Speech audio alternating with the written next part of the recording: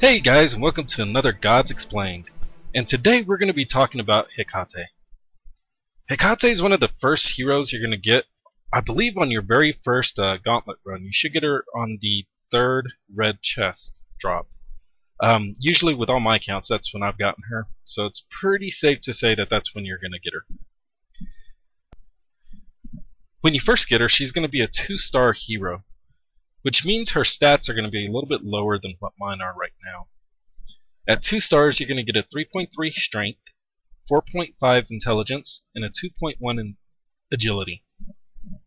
At 3 stars, you're going to get her at 4.4 strength, 6.0 intelligence, and 2.8 agility.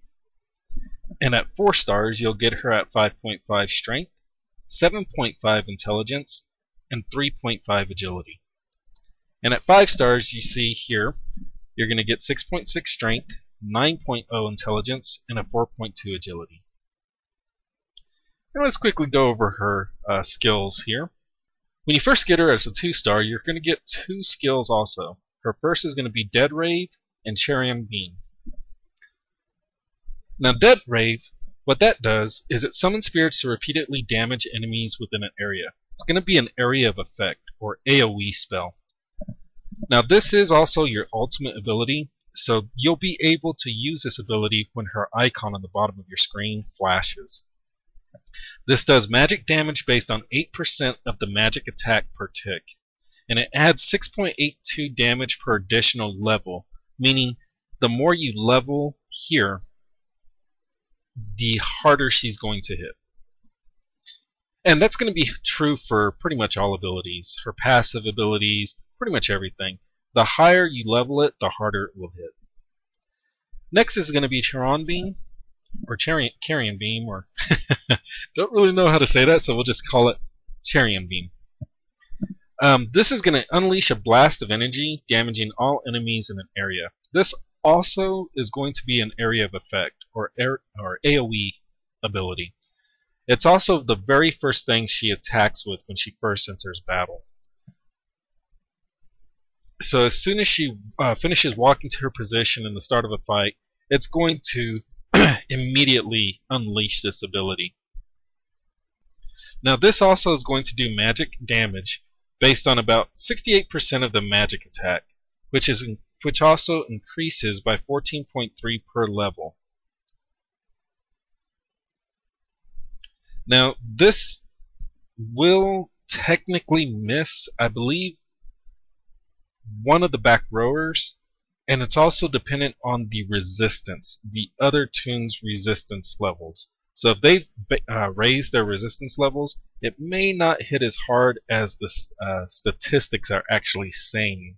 But just keep in mind, it is going to be an area of effect immediate attack.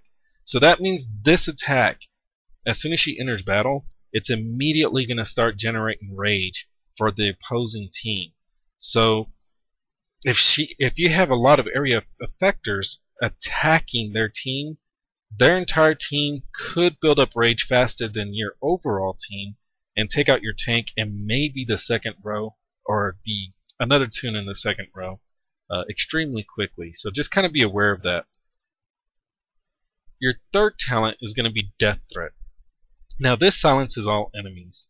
Now just kind of keep in mind, this is reliable, meaning 100% for toons on their team at 69 or below.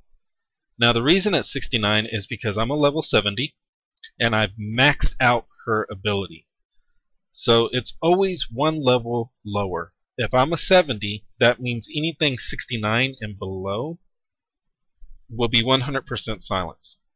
Anything at 70 and above, there's a chance for it to miss. Now the fourth talent is Necropotence, and this is just a passive ability. It's going to increase her magic attack. Not the entire team, just her magic attack. With mine, since I've got it maxed out, it's going to be an increase of magic attack of 840. Normally this will add 492 magic attack plus 12 per extra level. So your base value is going to start at 492 and increase by 12 for each level that you raise it. Again, this is going to be if you're raising here, not the tune level, the actual skill level. Now Hecate, like I said earlier, she's a great tune to have. I use her in gauntlets. She is part of my main lineup, but I'm definitely focusing more on going with single target DPS, just because I'm trying to get higher on the arena. And when you're generating rage so quickly for the opposing team with area of effect skills or spells, they tend to burst down tanks too quickly because their ultimates are ready to go faster than what mine are.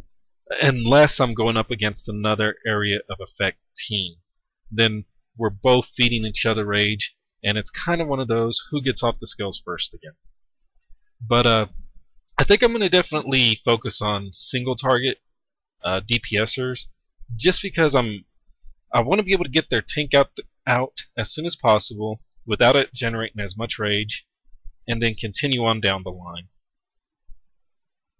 With Hecate, it's a good thing to remember her rotation. The first thing she's going to fire is Charian Beam. Right after that is going to be Death Threat. Now, because Necropotence is a passive, it's always going to be active.